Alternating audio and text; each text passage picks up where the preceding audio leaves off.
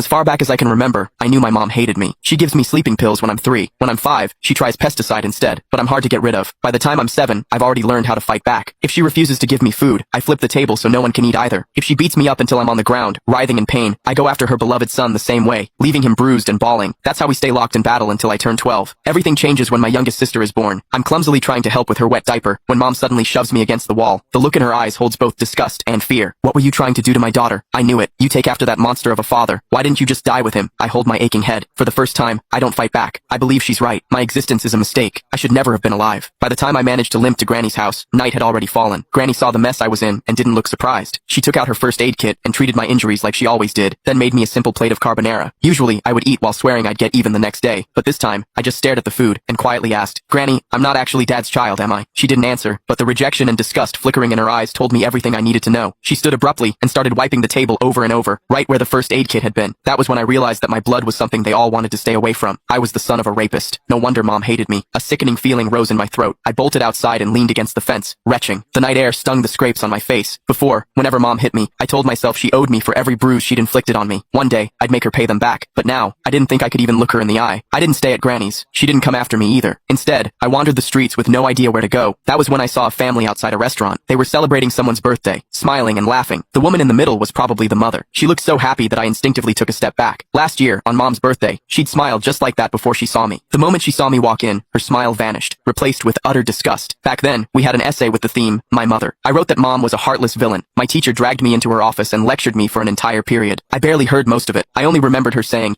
no mother in this world would ever stop loving her child. I believed her. I saved money from collecting recyclables and bought my mom a birthday cake. I just wanted a hug, the same kind she gave my brother, Casper Willis. But her frigid expression was like a stab in the heart. I felt like a fool, standing there with that cake in my hands. Anger overwhelmed me. When no one was looking, I went out and caught a couple of frogs in the garden. Then, I hid them in the cake. I could still remember the way she screamed when they jumped out. Back then, I felt a twisted sense of satisfaction. I thought she didn't deserve to be a mother. I thought she had it coming. But now, I know the truth. The one who didn't deserve anything was me. My existence itself had hurt her. As I watched that mother's smile through the restaurant window, I made a decision. This year for mom's birthday, I would give her a gift she would truly be happy with, one that would free her completely. I decided to die. Once that thought took root in my mind, my steps felt lighter. I even started planning how to do it without troubling anyone. I needed to do something that wouldn't leave a mess. But before I could carry out my plan, a patrolling officer spotted me and brought me home. Mom answered the door. As the door shut behind us, I stared at the floor, unable to meet her eyes.